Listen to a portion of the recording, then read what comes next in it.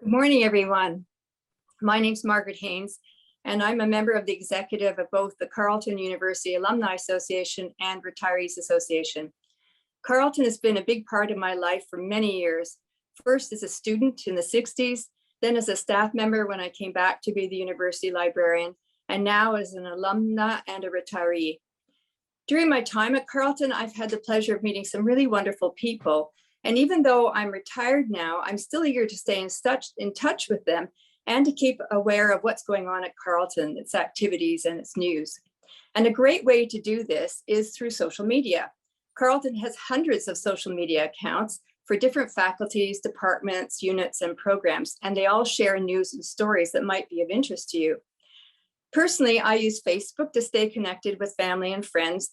And I know I'm not very comfortable with some of the other social media platforms. Recognizing that many of my fellow retirees and alumni might be in the same situation, our friends in the Department of University Advancement are pleased to offer this two-part social media training. The purpose of the sessions are to help us all gain a better understanding of various social media platforms. We'll learn together and develop our skills and confidence with social media so we can use these channels to stay current with Carleton's news and to stay connected with each other and to participate in Carleton events. The sessions, which will be led by Carolyn Goodman, whom I will introduce shortly, will cover 4 platforms that are used extensively by and at Carleton. And this includes LinkedIn, Facebook, Instagram, and Twitter. By the end of the 2-part series, you will already have learned how to set up your accounts if you don't already have one, build connections, and engage with Carleton content. Before we get started, there are a few brief housekeeping items that I'd like to share. First, in order to minimize background noise and potential technical issues, we have turned off all attendees' cameras and microphones. Second, today's session will be recorded. The recording link will be shared with attendees following the event for your future reference. And finally, following Carolyn's formal presentation today, there will be an opportunity for some questions and answers. And we invite you to submit your questions using the Q&A box, which might be at the bottom or the top of your screen, depending on which device you're using today. It is now my pleasure to introduce Carolyn Goodman, Carleton alumna and marketing consultant, who will be leading the training. Carleton graduated from Carleton with a Bachelor of Arts in Sociology and Anthropology, before going on to complete a certificate program in creative advertising at Algonquin. That certificate program launched her lifelong career in the field of marketing and advertising. She spent many years at top ad agencies in Canada and the United States, working on well-known brands such as Molson's, Toyota, Bell Canada. Then she started her own marketing firm in 2002 and attracted clients like Microsoft, Aon Insurance, and Universal Studios.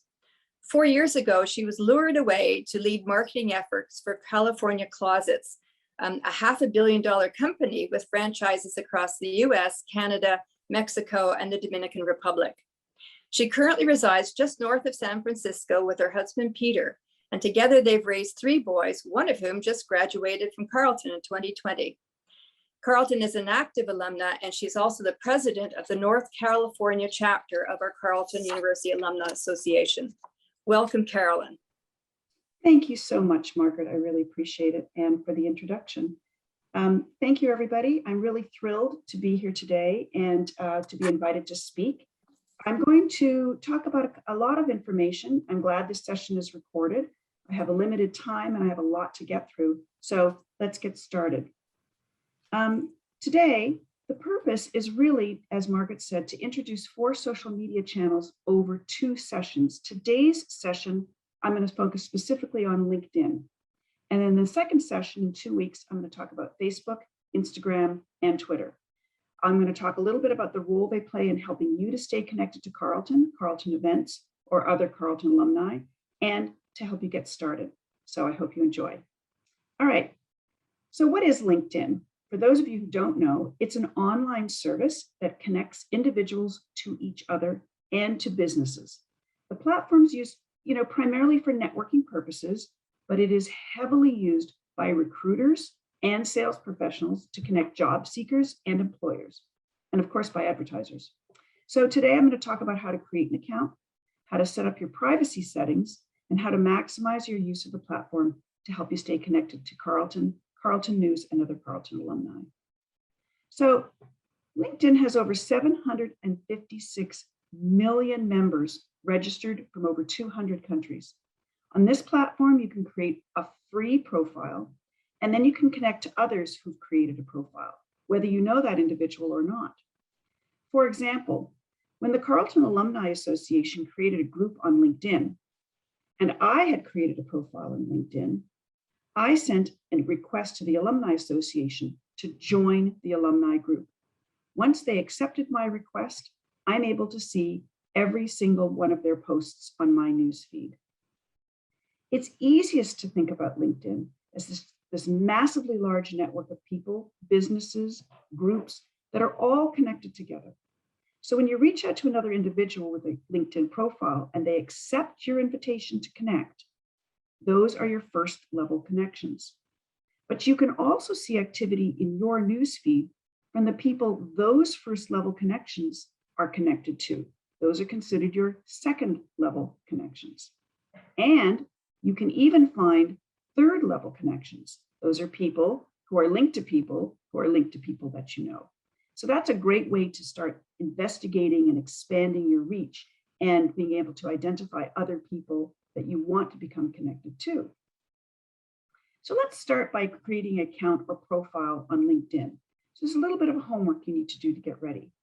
First, you need to gather 2 digital pictures. One would be a headshot and one is a background photo. And I'll explain the purpose of each of those in a minute, but let's get down to brass tacks. The headshot needs to be a perfect square, 400 by 400 pixels. And what that means is in a digital image, a pixel is the smallest controllable element of a picture as it's represented on the screen. So each one of these little squares that I'm showing you here is a pixel. If the image doesn't have enough pixels, when you try to blow it up, it becomes what is called pixelated or out of focus. So look at this example. You see the small a on the left? It's crisp, the lines appear to be smooth. But when it's blown up to a larger size, it becomes out of focus. And this is the pixelation that happens. Well, the same thing happens to a photograph if it's too small to begin with. So it looks perfectly fine when you crop it on your phone, for example, and then you blow it up to 400 by 400 and you see it gets fuzzy or pixelated. It doesn't leave a very good first impression, and you can see a lot of pixelated images on LinkedIn. So those are not best practices. But here's how you can manage that. If you're taking a headshot with your iPhone, there is a setting for a perfect square. But remember, you don't want to be far in the distance because the entire image is a certain pixelation size. So you want to take a picture that's fairly close so you can get it to 400 by 400. But if you own an iPhone, and it of course depends on what model, the screen resolution could be 1080 or by 1080, which is plenty big enough to use. But on some of the older versions of iPhones, that aspect ratio is a little bit different. On an Android, you can see all the resolution options. This is my phone, because I'm an Android user, where I can take a picture that's over 4,000 by 3024 pixels. That's plenty big enough that if I want to crop it down and use it, it'll be still at 400 by 400. Okay, the left one is my rear picture size. That's the picture I'm taking out of my camera. On the right-hand side, that's the front picture. That's the selfie camera size. So you've got the options to set both. When you upload your photo, LinkedIn places it in this nice little round space. So really be mindful if you want your head cropped off. So for this individual, for Amy, a little part of her head is removed, but that seems to be okay. And if you don't want to upload a background photo, this is the default that LinkedIn puts in place. Now that's a little bit of wasted space in my opinion. So here's some good tips.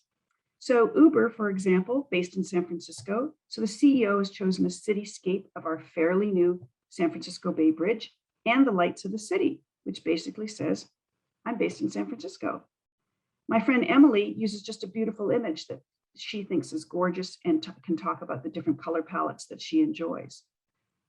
Quite frankly, you can Google anything. So if you Google LinkedIn background photos, you'll find lots and lots and lots of images you can choose from that are already at the right pixelation. Okay, so let's start by filling in the intro section. This is my LinkedIn page. The headline is super important. So this is what appears under your name. And quite frankly, this headline, which is right here, is what makes sure it gets posted underneath your name so that when people are searching, they know how they can find, for example, the right Carolyn Goodman. So I'm going to embarrass Margaret just for a minute here. We weren't connected on LinkedIn before this webinar. So I did a search for Margaret Haynes, and there were lots and lots and lots of options. So I thought, oh, look, I know she was a librarian. This is probably her, and she's a third connection, so she's probably connected to people that I know. But it turns out that this Margaret Haynes lives in Australia. So then I clicked to see all results, and it dropped down and gave me an even bigger menu of Margaret's. And then finally, I see one that's based in Ottawa. And I thought, that must be the right Margaret. But in fact, I checked with her first just to double check and make sure, because when I looked at her profile and I saw that she was connected to Carleton University, I guessed, I hope this is the one Margaret from Carleton University I'm looking to get connected to. And it was. So back to setting up your account. Of course, you want to include some background information about your work experience. So to add a position, click the plus sign in the upper right-hand corner. If you want to go back and edit what you wrote after you've written it, you can click on this little pencil right here. If you want to add another position, you go back and add the plus sign again. Honestly, the best way to think about this is in time order, of course, like any resume, that you want your most recent experience at the top and your oldest experience at the bottom. For many people who are trying not to reveal their age, they've cut off a couple of their early jobs. That's something that's very much accepted on LinkedIn. And if you want to add, a newer position, or you're doing two things at the same time, it allows you to do that as well, because you control the time period between one job and another. The same process, very true for your education. Click the plus sign to add a school, and to make sure you choose the right college or university, LinkedIn has a handy little feature of database of schools that pops up. So that's to make sure you don't select Carleton College in Minnesota by accident instead of Carleton University. And then, of course, if you make a mistake, click the pencil again to make a change. You can add volunteer experience, all the work you've been doing over the years, which often helps you to stay connected to those entities themselves through LinkedIn, because they'll all be posting and sending things to your newsfeed. LinkedIn allows you to select up to 50 skills and then highlight them in the skills and endorsements section of your profile. Once you've chosen which skills you want to emphasize, your first degree LinkedIn connections can endorse you for those competencies, including these skill endorsements in your profile, which can help you rank higher on LinkedIn searches and build your personal brand and attract the attention of recruiters and hiring managers if that's what you're looking for. Know that any of your first degree connections can visit your profile, read your skills list, and hit endorse for skills they know you have. So endorsements are pretty easy to provide. All it takes is a click. But remember, you really don't want to choose or be endorsed for every skill imaginable. Really select only skills that you want to emphasize to a hiring manager, for example, if you were looking for a job. Similarly, you shouldn't be too quick to endorse everyone you know for every skill that they've selected.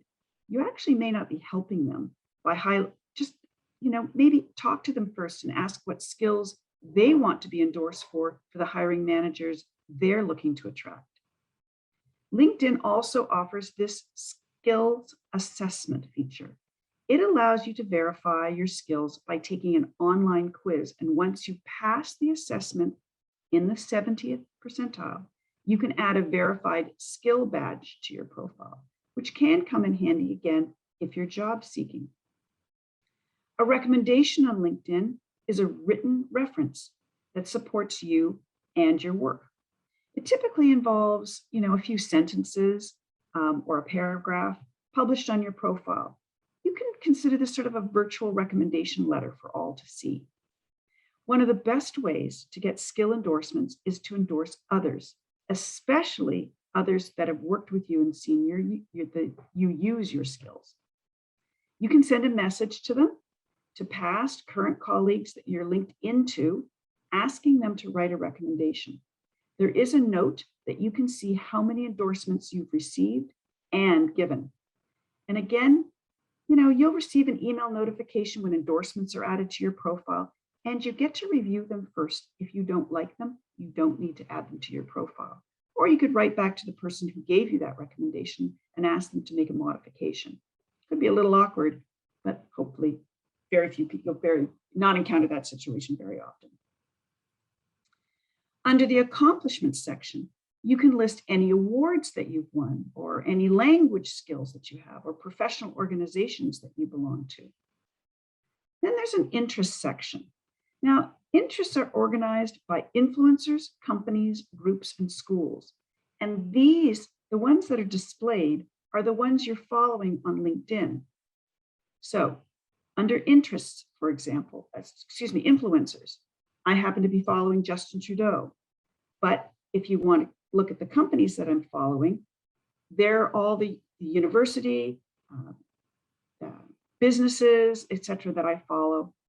Finally, if you're looking at interests, what are some of my interests? These are the groups that I've joined and I'm following on LinkedIn. And then finally, what my interests are, which tend to be schools specifically in this case. All of this is gathered and unified on that one interest page and truncated, quite frankly, on that interest part of your LinkedIn profile. Finally, I'm going to talk about what I think, if you're a job hunter, this is one of the most important parts of the LinkedIn profile opportunity. This is the summary. It's a text box at the top of your LinkedIn profile, and it's shown just below your photo. It's open-ended space where you have 2,000 characters max to give an overview of your professional life. But here's what's really important. It's truncated to viewers unless they click the see more button, which I'm going to do in a minute. But I want to point out that this opening sentence is like your opening act to a play. It's very important that this is a really compelling opening line. It's like the opening line to a novel that makes you want to read more. And when you click the see more, everyone can see the rest of the profile that you've written. I have worked with several Carleton graduates through the mentoring program to help them find employment. And I can tell you that for recruiters, they will take the time to read this statement and use it to form a first impression. So its purpose is primarily to describe kind of what makes you tick. It's optional. And if you're not job searching or trying to boost your personal profile for PR purposes, you can certainly pass it by. But it is an opportunity to talk about yourself in a very non-formal way. Okay, so now what? You've created your account. You've uploaded 2 crisp photos. You've completed your bio. So how does this all work? Well, it's time to prep your privacy settings. Click on the upper right corner of your profile for editing the public profile. And this little drop-down menu appears. In this drop-down menu, you can start by personalizing the URL for your profile. So as you can see, I was the first Carolyn Goodman who decided to use Carolyn Goodman as my LinkedIn URL.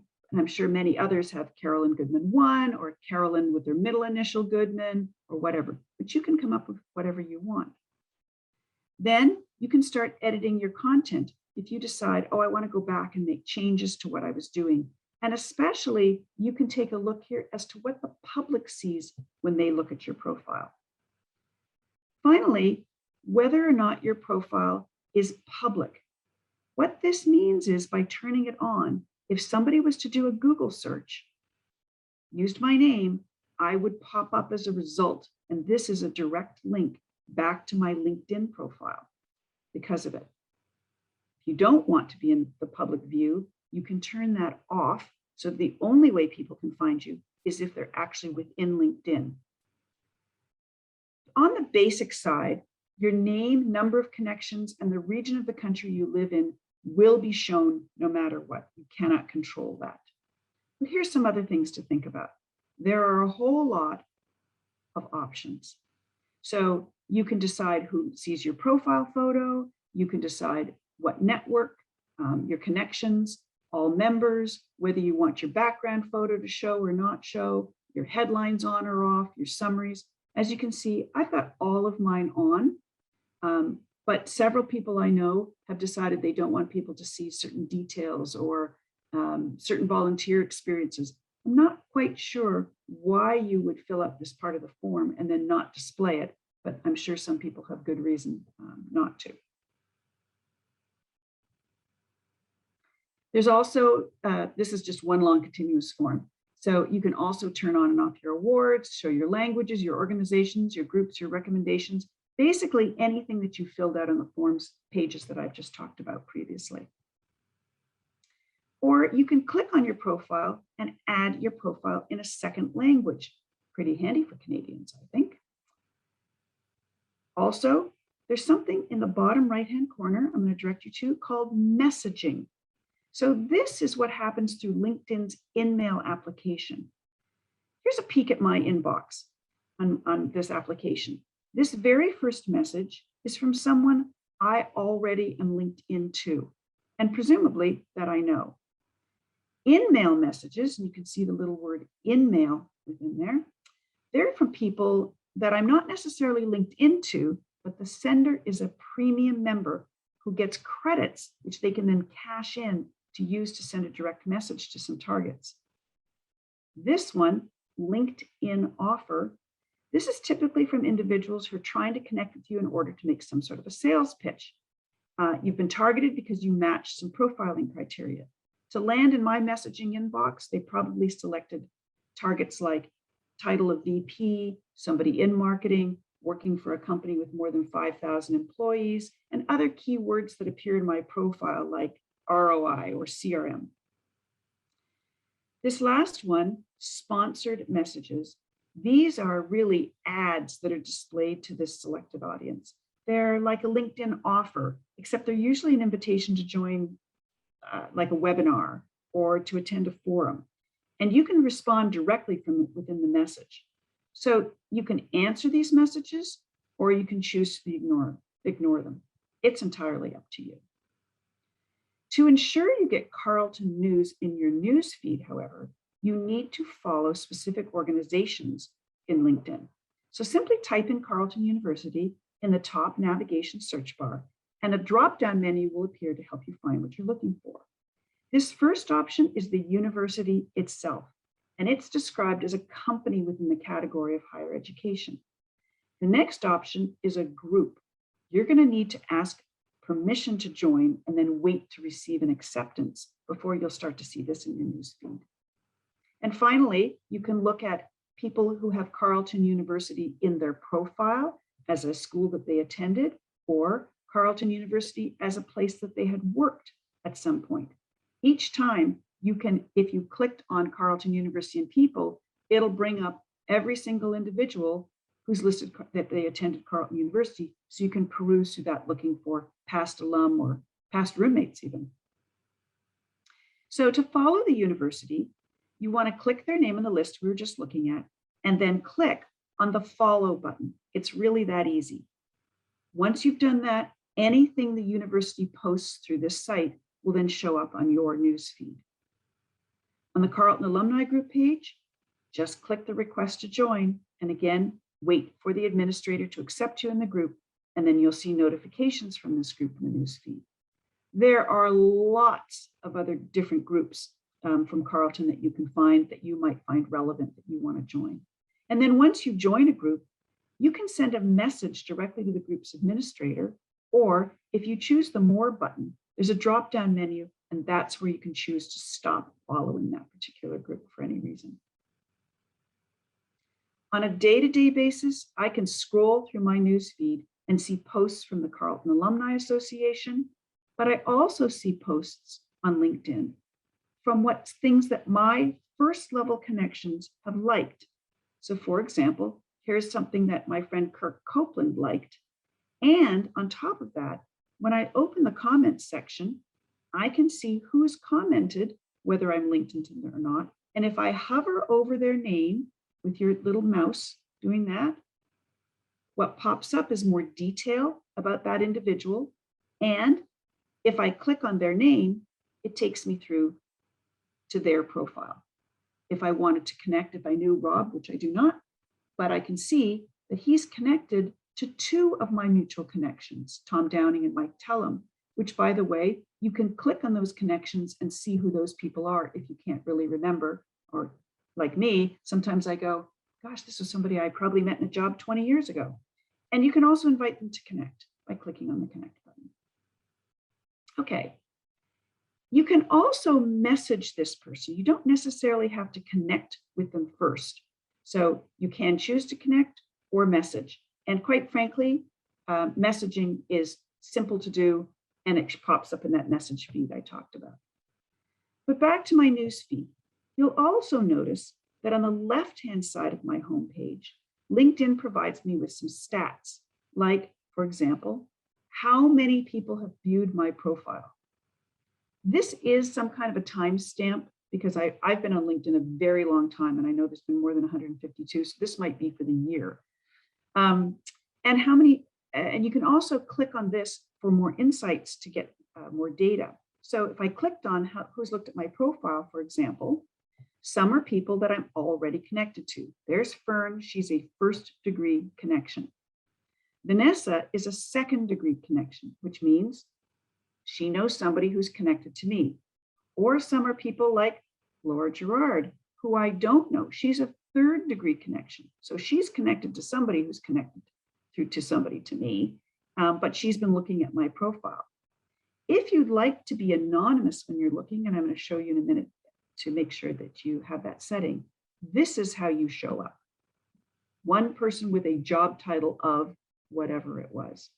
And how do you become an anonymous stalker? I'll call you a stalker on LinkedIn. You click on your own icon right here in the upper right-hand corner where you'll see your own photo and called Me.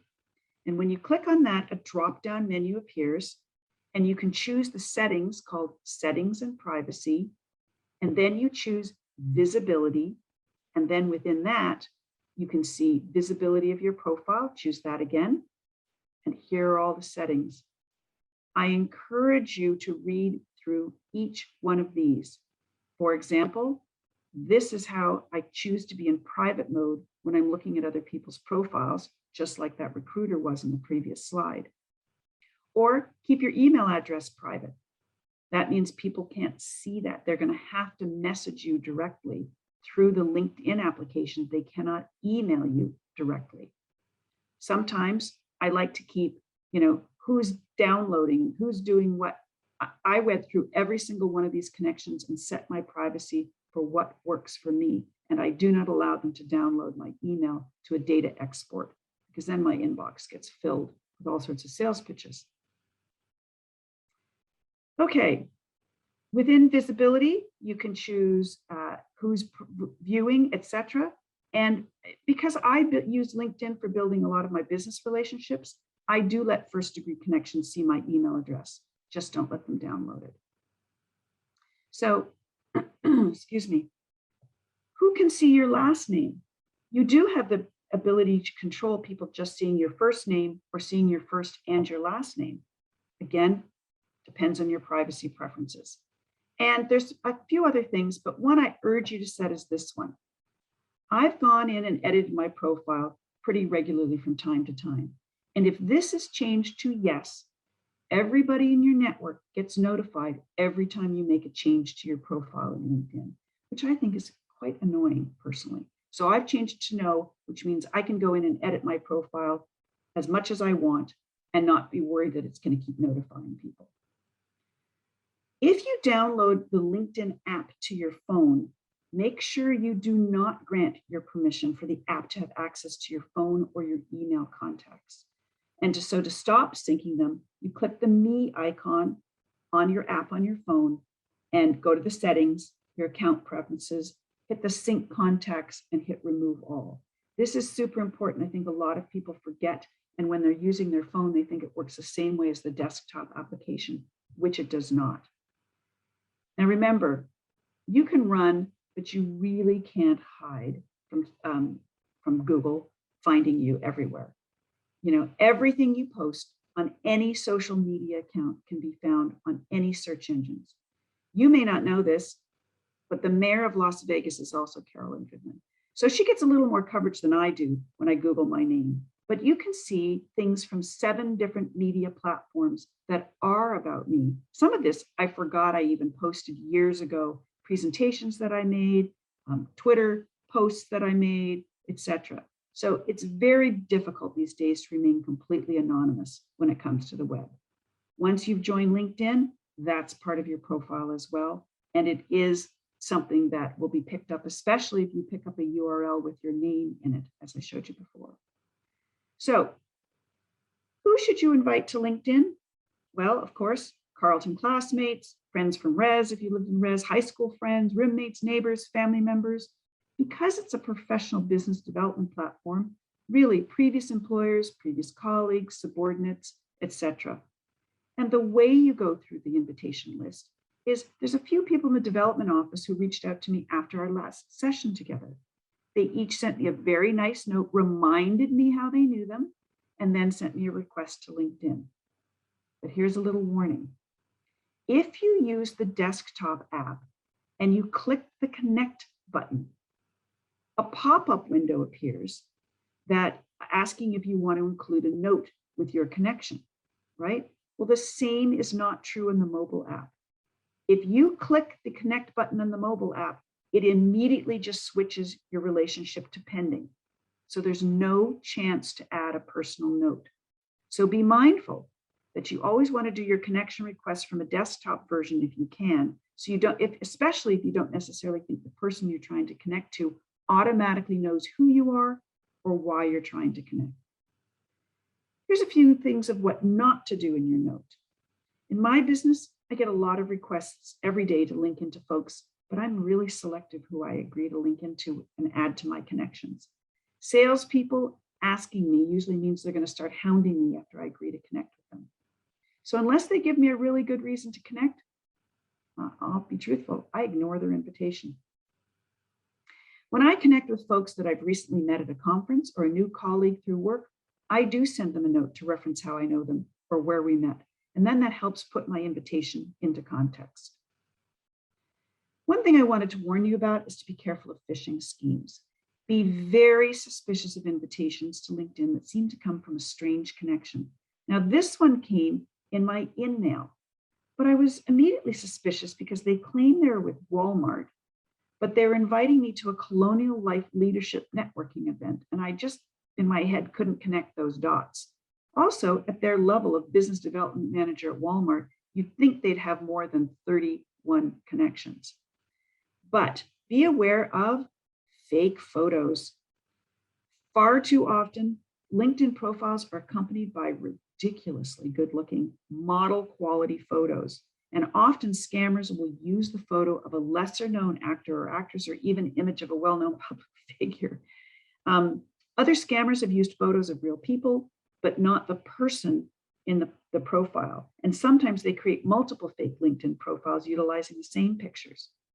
If you're suspicious or not sure about a photo, there's a really easy way to check its authenticity.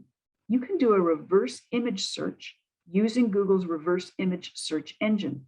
These search engines will show you where, if any, the same image has been used online.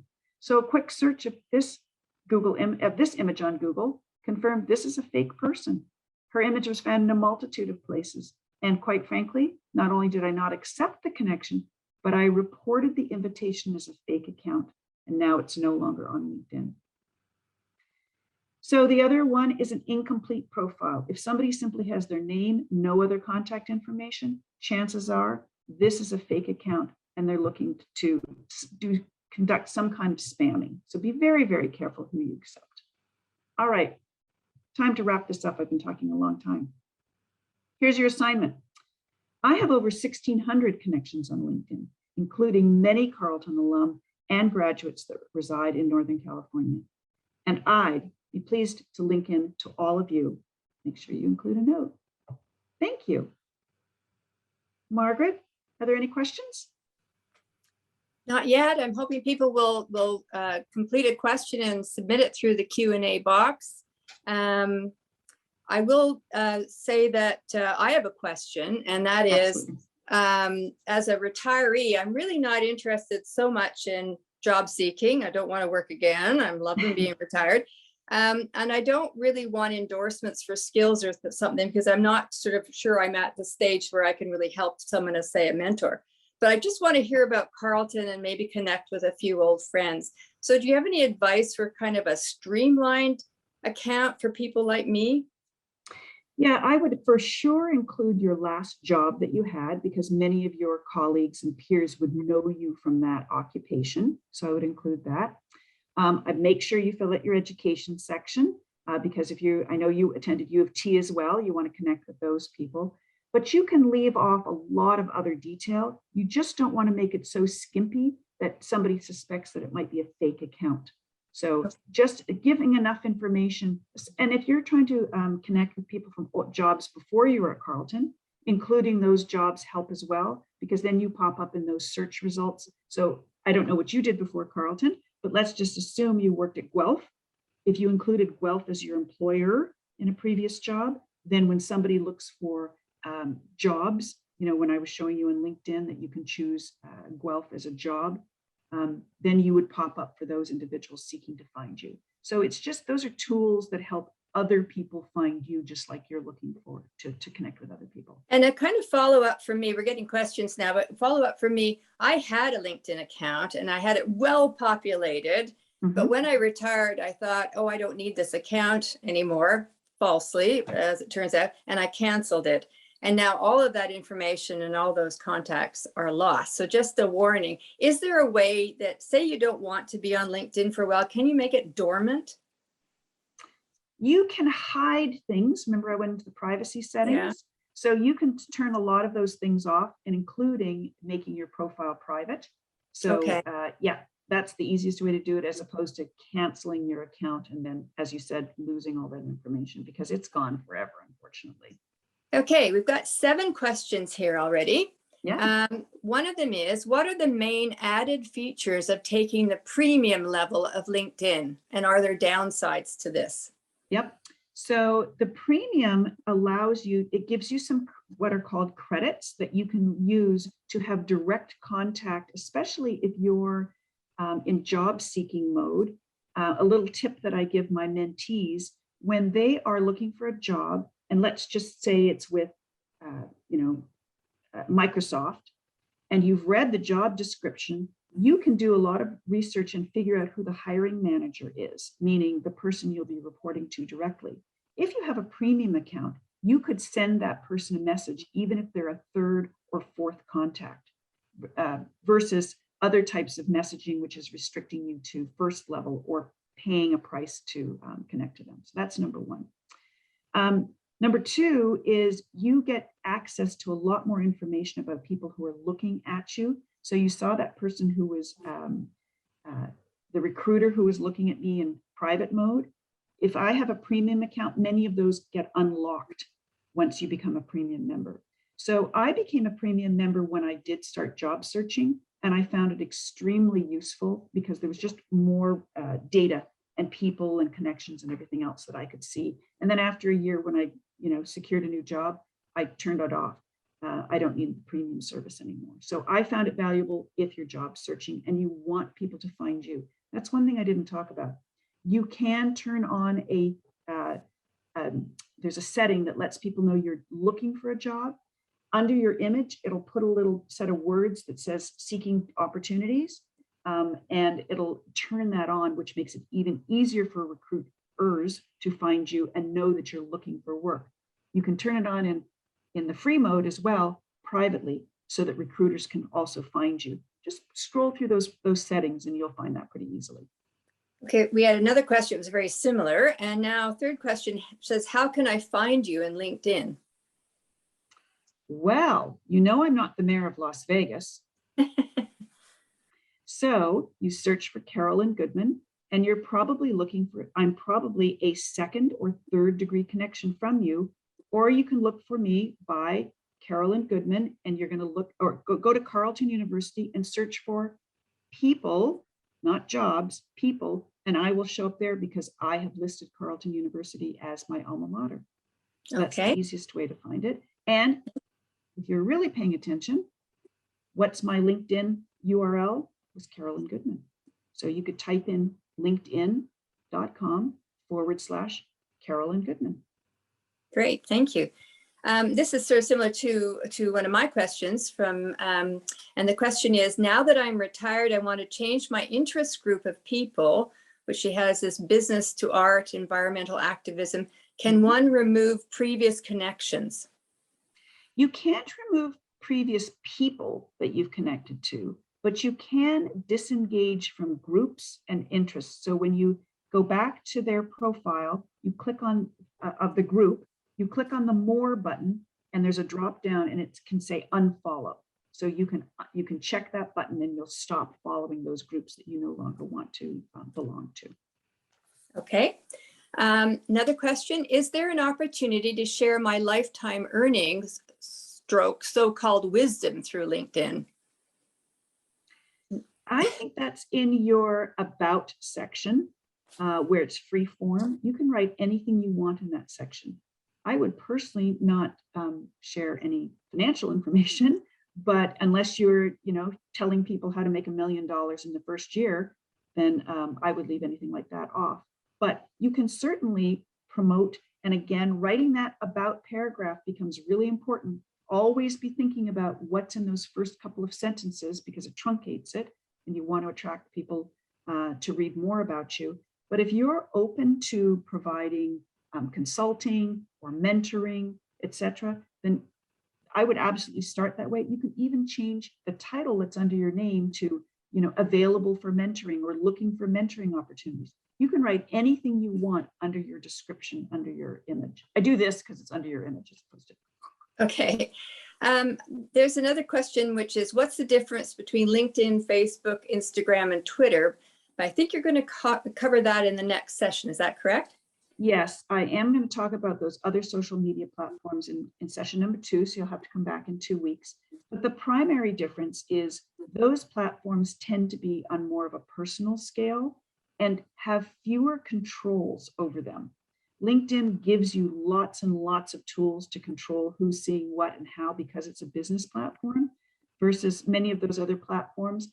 They're very straightforward feeds of what you can and can't do, and you have to actively block people, etc. But I'll talk about more of that in my next session.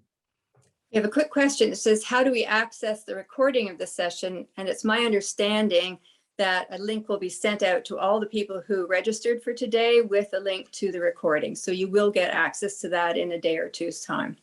Yes. Jay was just clarifying that it was he who wanted to put lifetime learnings, not lifetime earning. So thank you. Jay. Clarity. David is saying, thanks, Carolyn. Although I have a LinkedIn account, you've expanded on many areas I should use, especially the privacy section. Is the standard account sufficient at this late stage in life? I am still in the game. Yeah, absolutely. The free account really allows everything I showed you today. I have a free account. I'm no longer a premium member. So everything I showed you today is available to you as a free member. And I do encourage you to take advantage of it. I'm going to tell you, I reconnected with so many. I lived in res for 2 years at Carleton. I've connected with so many people that I never would have found otherwise. And that was joyous. And then we moved our relationship to Facebook as well. And so much so that when my son decided he wanted to attend Carleton, which I was thrilled living in California, I reached out to one of those friends who I had not seen since about sometime in the 70s when we were living in res together. And he really adopted my son when he moved to Carleton and made sure that he was taken care of. And that was just a lovely relationship that never would have happened if we hadn't both been on LinkedIn. Great. Okay, last question so far is from Lois, and she's saying, thank you so much. This has been very helpful and informative. So a comment rather than a question.